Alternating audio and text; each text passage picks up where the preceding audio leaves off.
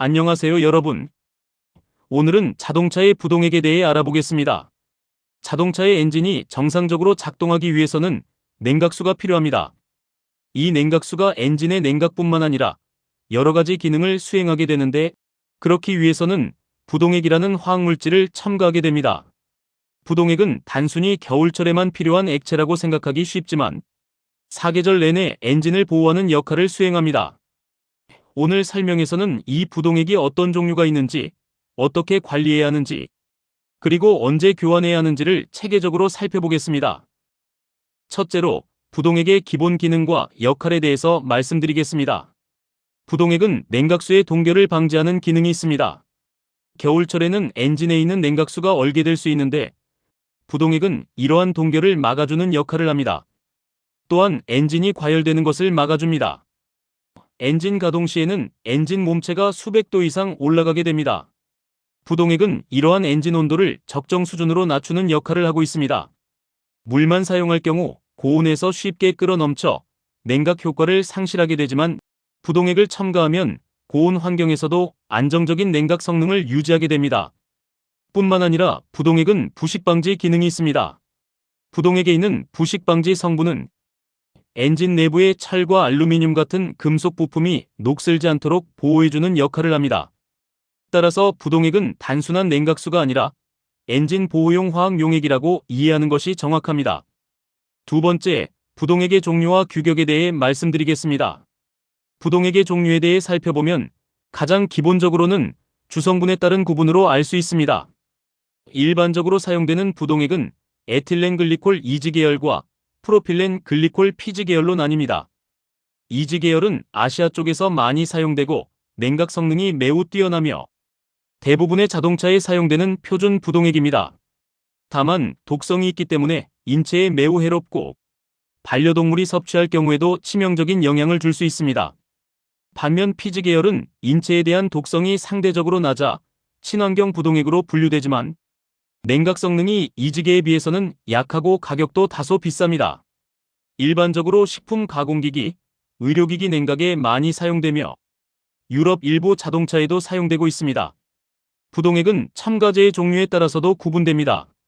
오래전부터 사용되던 전통적인 부동액은 IAT 무기산 계열 부동액으로 인산염이나 규산염 같은 첨가제를 포함하고 있습니다. 인산염 첨가제는 주로 한국이나 일본 등 아시아 등지에서 많이 사용되고 있으며 수명이 길고 부식 방지에 뛰어나지만, 경수를 사용하면 침전물이 생성되므로 지하수를 사용하면 안 됩니다. 또한 규산염 첨가제 부동액은 주로 유럽 자동차에 사용되며 인산염에 비해 수명이 다소 짧지만 알루미늄 부품에 적합하고 경수 사용이 가능하며 냉각 효율이 뛰어납니다. 단점으로는 소모량이 많고 온도차에 따른 젤리화 현상이 생기며 가격이 다소 비쌉니다. 이후에 등장한 부동액으로서 유기산 기반으로 제조되고 있는 OAT 부동액이 있습니다. OAT 부동액은 유기산 계열로서 부식 방지가 뛰어나고 수명이 길며 경수나 연수에도 안정적이라 수질에 상관없이 사용 가능합니다. 최근에는 이 두 가지 방식의 장점을 결합한 하이브리드 타입으로 HOAT 부동액도 널리 사용되고 있습니다. HOAT 부동액 종류로는 인산염이 첨가된 PHOAT 부동액과 규산염이 첨가된 SiOAT 부동액과 규산염과 인산염이 첨가된 최신 PSiOAT 부동액으로 구분되고 있습니다. 다음은 부동액 규격에 대해 유럽 기준으로 알아보겠습니다. G11 규격은 이지 기반으로서 규산염이 첨가된 무기산 계열 부동액이며, G12 규격은 이지와 OAT 기반으로서 규산염이 첨가된 유기산 계열 부동액이며, G12 플러스 규격은 이지와 OAT 기반으로서 규산염이 첨가된 유기산 계열이며, G12의 개선형 부동액입니다. G12 플러스 플러스 규격은 이지와 OAT 기반으로서 규산염이 첨가된 유기산 계열이며, G12 플러스의 개선형 부동액입니다. G13 규격은 이지 또는 글리세린 기반의 규산염이 첨가된 유기산 계열 부동액입니다. G12 EVO 규격은 이지 또는 글리세린 기반의 규산염 또는 인산염이 첨가된 유기산 최신 부동액입니다. G11 규격을 제외하고 전 규격 혼합이 가능하지만 추천하지는 않습니다. 부동액은 색상으로도 구분됩니다. 보통 녹색, 파란색, 빨간색, 분홍색 등 다양한 색상의 부동액을 볼 수 있습니다. 이 색상은 제조사와 성분 구분을 위한 표시일 뿐 성능의 우열을 의미하지는 않습니다. 다만 같은 색일지라도 부동액을 무분별하게 혼합하게 되면 화학 반응으로 침전물이 생기거나 냉각 성능이 저하될 수 있으므로 반드시 같은 규격과 같은 계열의 부동액만 사용해야 합니다. 때문에 차량 제조사에서 권장하는 부동액 규격을 반드시 확인하는 것이 중요합니다. 세 번째, 부동액의 관리 방법에 대해서 알아보겠습니다. 가장 기본적인 관리는 수시로 냉각 수량을 점검하는 것입니다. 부동액이 부족해지면 냉각 성능이 현저히 떨어지고 엔진 과열로 이어질 수 있습니다. 부동액은 라디에이터와 보조 탱크에 나뉘어 저장되며 평상시 점검은 보조 탱크를 통해 이루어질 수 있습니다. 보조 탱크에는 최소선과 최대선이 표시되어 있으며 부동액이 이 범위 안에 들어와 있어야 정상입니다. 부동액의 상태도 함께 점검해야 합니다.